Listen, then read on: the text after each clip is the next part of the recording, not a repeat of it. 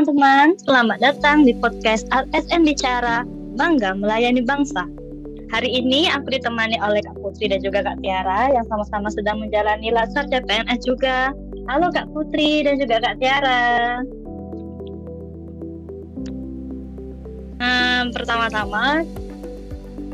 Pertama kita pasti sadar ya, sekarang di dunia kerja ASN sudah masuk di era digital. Banyak sekali sekarang ada artificial intelligence atau AI kayak Gemini, Dola, atau GPT yang bisa bantu kita bikin laporan, menangkum materi, sampai cari referensi kerja. Jujur ini memudahkan banget untuk kehidupan kita sehari-hari pekerjaan kita ya. Tapi di sisi lain ini juga jadi tantangan. Pertanyaannya, ASN siap dengan perubahan ini? Dan gimana sih cara supaya kita tetap memegang nilai berakhlak, khususnya adaptif dan akuntabel? Nah, itu yang kita akan bahas hari ini. Mulai dari adaptif dulu nih. Menurut Kak Putri, seberapa penting sih ASN itu harus adaptif sama AI sekarang? Oke, baik. Menurut saya itu penting banget, Kak. Karena realitanya teknologi itu kan nggak bisa kita hindarin nih. Contohnya sederhana, misalnya kita diminta buat laporan kegiatan. Sekarang kan AI bisa bantu kita menyusun kerangka awal. Jadi kita nggak mulai dari nol. Nah, itu sangat membantu, terutama dari segi waktu. Tapi menurut saya, adaptif itu bukan cuma sekedar bisa pakai AI sih. Yang penting adalah kita paham kapan harus pakai dan kapan harus tetap mengandalkan kemampuan kita sendiri. Oke? Wah, terima kasih Kak Putri atas jawabannya. Menarik banget pendapatnya. Jadi intinya kita itu bukan sekedar ikut tren ya. Oke, sekarang kita gantian ke Kak Tiara. Kak Tiara, menurut kakak sendiri, gimana sih kakak melihat fenomena ini? Oke, kalau dari sisi aku melihatnya itu ada dua sisi. Sisi positifnya AI itu membantu kita bekerja lebih cepat dan efisien. Tapi di sisi lain ada sisi negatifnya. Kalau ASN itu terlalu bergantung kepada AI, bisa jadi malah menurunkan kemampuan berpikir kritis ASN. Misalnya langsung pakai hasil AI tanpa dianalisis lagi. Padahal sebagai ASN, kita ini bukan hanya menyelesaikan pekerjaan, tapi kita dituntut untuk memahami pekerjaan kita itu sendiri. Baiklah Kak Tiara, makasih atas pendapatnya. Memang itu poin yang paling penting sih.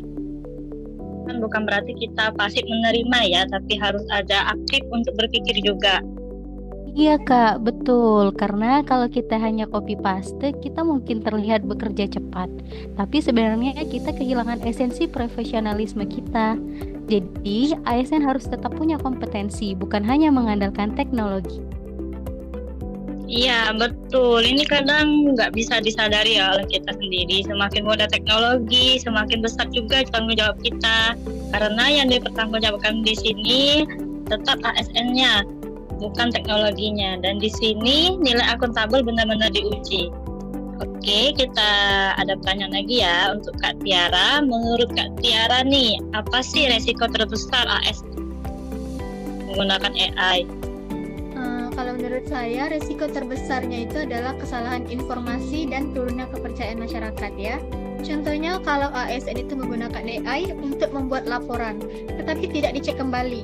Bisa saja ada data-data yang tidak sesuai dengan kondisi yang sebenarnya yang terjadi di lapangan. Kalau itu dijadikan dokumen resmi, itu bisa berdampak serius. Karena masyarakat itu percaya kepada informasi dari ASN-nya sendiri. Wah, terima kasih ya Kak Tiara atas pendapatnya. Memang kepercayaan itu nggak mudah banget didapat. Baiklah, untuk Kak Putri, mungkin bisa kasih contoh yang lebih dekat dengan pekerjaan ASN-nya. Silakan Kak Putri. Baik, terima kasih Kak. Kalau saya kan di laboratorium nih.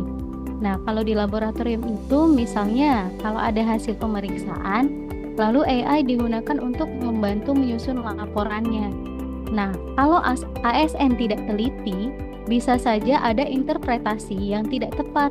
Padahal itu kan menyangkut data kesehatan nih. Kalau sampai salah, dampaknya kan bisa ke pelayanan kesehatan masyarakat. Nah, makanya di sini ASN tetap harus memverifikasi dan tetap harus memastikan semuanya benar.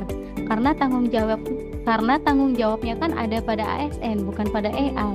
Wah, terima kasih ya Kak Putri atas pendapatnya. Jadi di sini jelas ya, AI itu untuk membantu pekerjaan, tidak menggantikan tanggung jawab kita sebagai ASN.